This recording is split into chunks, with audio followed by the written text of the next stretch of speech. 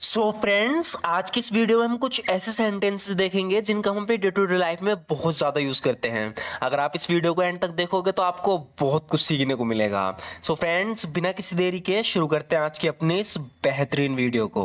So friends, यहाँ पर ये इससे कह रही है कि मैंने बहुत कर ली दूसरों को खुश करने की कोशिश। यहाँ पर खुश करने के सबके साथ होता है, हम दूसरों के चक्कर में अपना समय वेस्ट करते हैं। कोई हमसे कुछ करने को कहता है, हम हाँ कर देते हैं।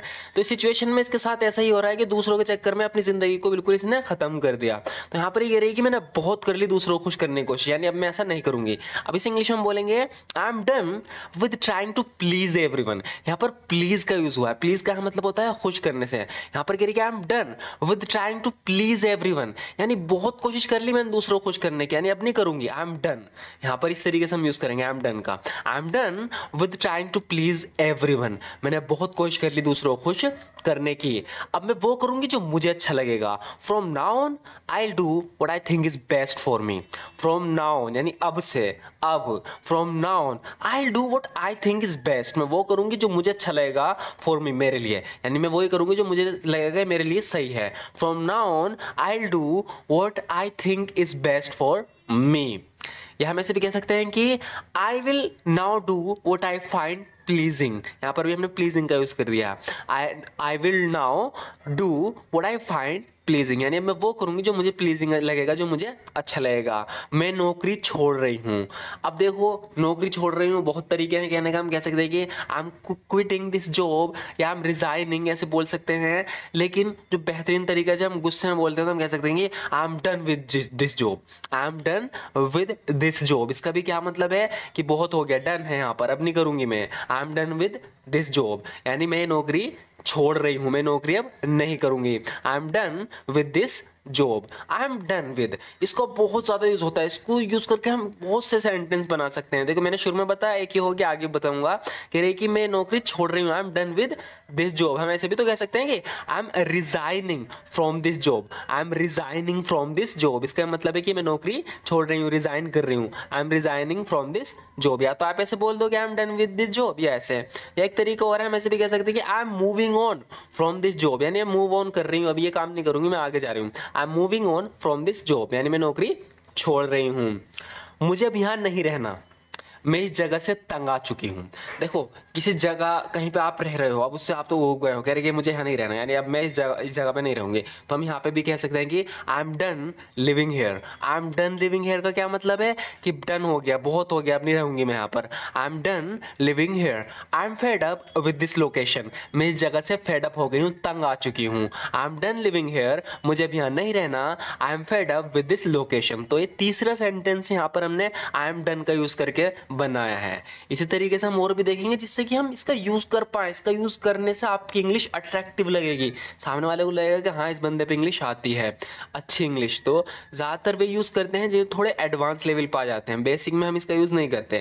तो यहाँ पर ये कहेगी मुझे अब यहाँ नहीं रहना, आई am done living here, I am fed up with this location, मैं इस जगह से तंग आ चुकी हूँ। यहाँ बहुत ज्यादा गर्मी है, it's extremely hot here. It's extremely hot here, यानी अब बहुत ज़्यादा गर्मी है, इट्स एक्सट्रीमली हॉट हेयर।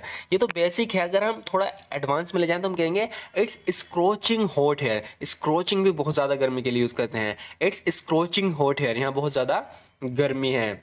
मुझे इतने गर्म इलाके में रहने की आदत नहीं है। पहले बताया है आदत नहीं है, हम बोलते हैं I am not used to, I am not used to doing this, यानी मुझे ये करने की आदत नहीं है। अगर हमें ऐसे बोलना हो कि मुझे ज़्यादा बात करने की आदत नहीं है, I am not used to talking so much, I am not used to living here, मुझे यहाँ रहने की आदत नहीं है। तो यूज टू के बाद जो वर्ब आएगी उसमें हम आईएनजी लगा देंगे, इस स्ट्रक्चर में ऐसा ही होता है। तो अब यहाँ पर ही कह रही है कि मुझे इतनी गर्म इलाके में रहने की आदत नहीं है।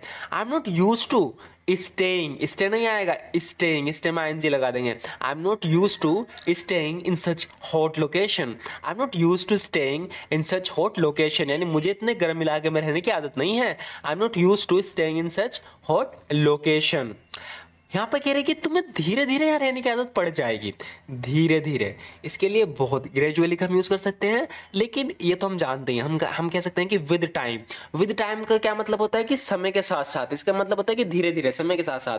तो हम कह सकते हैं कि with time you will get used to living here. With time you will get used to living here, यानी धीरे धीरे तुम्हें यहाँ रहने की आदत पड़ जाएगी। With time you will get used to living here. यह हम ऐसे बोल सकते हैं कि as time goes by. As time goes by का मतलब है धीरे धीरे, समय के साथ साथ, जैसे जैसे समय बीतेगा you will get used to living here, तुम्हें रहने की आदत पड़ जाएगी। As time goes by you will get used to living here, धीरे धीरे समय के साथ साथ जैसे जैसे समय बीतेगा तुम्हें रहने की आदत पड़ जाएगी। As time goes by you will get used to living here. बड़ी मेहनत के बाद तो तुम्हें यहाँ नौकरी मिली है। कह रही है कि तुम ये जगह छोड़ के चली जाओगी तो फिर तुम्हें कहीं नई जगह जाओगी, वहाँ नौकरी ढूंढनी पड़ेगी, क्योंकि यहाँ पर बड़ी मेहनत के बाद तुम्हें नौकरी मिली है, यहाँ नौकरी मिलेगी। इस इंग्लिश में बोलेंगे you have landed a job. तुमने लोगों को कहते सुना होगा कि I have landed a job, यानी मुझे नौकरी मिल गई। यहाँ पर लैंडेड का यूज कर सकते हैं हम, जैसे कि यहाँ पर ही कह रही you have landed a job here, तुम्हें यहाँ जॉब मिल गई है after a load of hard work, बहुत ज्यादा मेहनत के बाद। You have landed a job here after a load of hard work, बड़ी मेहनत के बाद तो तुम्हें नौकरी मिली है। हम ऐसे बोल सकते हैं कि after putting in a load of effort.